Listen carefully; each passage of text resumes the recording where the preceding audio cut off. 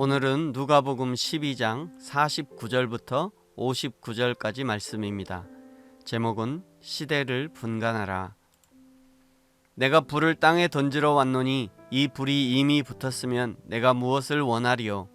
나는 받을 세례가 있으니 그것이 이루어지기까지 나의 답답함이 어떠하겠느냐? 내가 세상에 화평을 주려고 온 줄로 아느냐?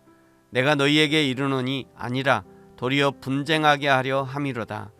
이후부터 한 집에 5사람이 있어 분쟁하되 셋이 둘과 둘이 셋과 하리니 아버지가 아들과 아들이 아버지와 어머니가 딸과 딸이 어머니와 시어머니가 며느리와 며느리가 시어머니와 분쟁하리라 하시니라.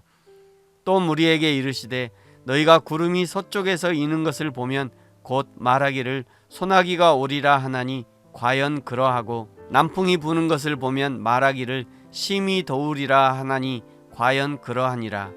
외식하는 자여, 너희가 천지의 기상은 분별할 줄 알면서 어찌 이 시대는 분간하지 못하느냐? 또 어찌하여 옳은 것을 스스로 판단하지 아니하느냐? 내가 너를 고발하는 자와 함께 법관에게 갈 때에 길에서 화해하기를 힘쓰라. 그가 너를 재판장에게 끌어가고 재판장이 너를 옥졸에게 넘겨주어 옥졸이 옥에 가둘까 염려하라. 내게 이르노니 한 푼이라도 남김이 없이 갚지 아니하고서는 결코 거기서 나오지 못하리라 하시니라. 아멘. 오늘 말씀은 초림의 그리스도 예수님이 이 땅에 오신 목적과 시대적 상황을 말씀하시는데요. 그리스도가 오신 목적은 구원이라는 큰 목적이 있지만 그뿐만 아니라 심판이라는 목적도 가지고 오셨습니다. 49절 내가 불을 땅에 던지러 왔다 말씀하죠. 그러면서 이 불이 이미 붙었으면 내가 무엇을 원하겠느냐? 아직 불이 완전히 붙지 않았다는 의미입니다. 아직 하나님의 완전한 심판이 이루어지지 않은 상태라는 것이죠. 아직 불이 완전히 붙기까지는 약간의 시간이 필요하다는 의미입니다.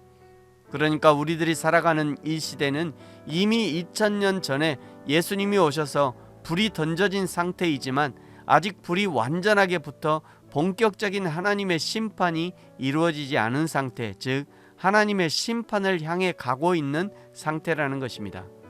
그리스도가 오시면 어떤 일이 일어나는가?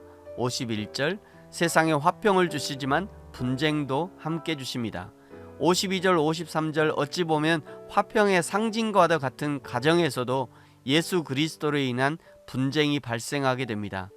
분쟁이 있다는 것은 끊임없는 가치관의 대립이 있다는 것이죠. 누가 주인인가에 대한 대립입니다. 내가 나의 주인인가? 하나님이 나의 주인인가? 하나님을 따라 살 것인가? 세상을 따라 살 것인가? 그 결정을 오늘 해야 한다는 것이 문제입니다. 한 가정이 그리스도 신앙으로 통일되어 있다면 하나님께 드리는 헌신이 전혀 문제가 되지 않지만 어느 한 사람이라도 신앙을 이해하지 못한다면 우리가 드리는 헌신의 가치의 충돌이 반드시 일어나게 되어 있습니다.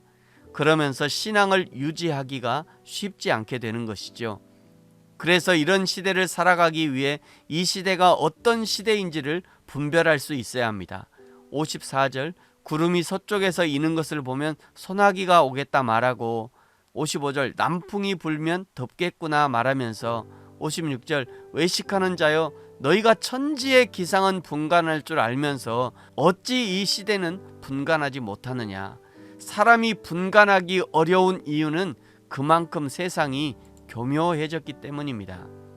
성경은 지금 우리가 살아가는 이 시대, 이 세상을 사단이 공중권세를 잡고 있다고 알려주십니다. 에베소서 2장 2절 그때 너희는 그 가운데서 행하여 이 세상 풍조를 따르고 공중의 권세 잡은 자를 따랐으니 곧 지금 불순종의 아들들 가운데 역사하는 영이라. 그러니 그 사단의 권세 아래에 있는 세상이 그 아버지 사단을 닮는 것은 당연한 것입니다. 그래서 57절에 말씀하는 거죠. 57절 또 어찌하여 옳은 것을 스스로 판단하지 아니하느냐.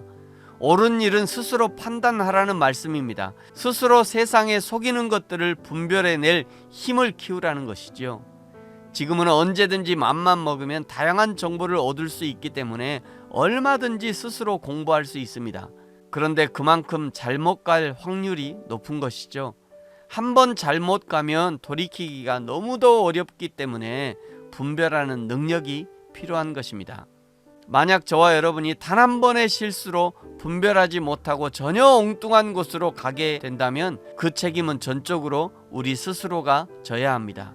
그것을 58절 59절이 말씀하죠. 58절 내가 너를 고발하는 자와 함께 법관에게 갈 때에 길에서 화해하기를 힘쓰라. 그가 너를 재판장에게 끌어가고 재판장이 너를 옥졸에게 넘겨주어 옥졸이 옥에 가둘까 염려하라. 내게 이르노니 한 푼이라도 남김이 없이 갚지 아니하고서는 결코 거기서 나오지 못하리라 하시니라. 한 푼이라도 남김없이 갚지 않으면 참으로 무서운 말씀이죠. 인간으로서는 도무지 감당할 수 없는 조건의 말씀입니다. 그래서 예수님이 오셔야 했던 것이고 예수님이 아니면 세상 그 무엇으로도 갚을 수 없는 것이죠. 그러므로 시작을 잘 해야 하고 매 순간 걸으면서 잘 걷고 있는지 확인해야 합니다. 조금이라도 내 삶 속에 신앙 아닌 것이 붙어 있다면 속히 떼어내야 합니다. 예수님 안에서 마음껏 자유를 누리십시오. 그러면서도 나 스스로 십자가를 진다는 각오로 예수님을 따라야 합니다. 그것이 우리를 가장 안전하게 지켜내는 지름길이 되는 것입니다. 기도하겠습니다. 하나님 아버지 감사합니다. 예수님이 이미 2000년 전에 세상을 심판하러 이 세상에 오셨고 지금 심판이 진행 중이며 예수님이 다시 오시는 날은 최종 심판의 완결판이 될 것입니다. 세상이 교묘하게 성도들을 속여서 신앙과 신앙 아닌 것을 섞어서 분별하지 못하게 합니다. 주여 우리를 불쌍히 여기시고 세상을 분별할 수 있는 바른 신앙의 눈을 허락하옵소서. 오늘을 믿음으로 살게 하여 주옵소서. 감사합니다. 예수님의 이름으로 기도합니다. 아멘.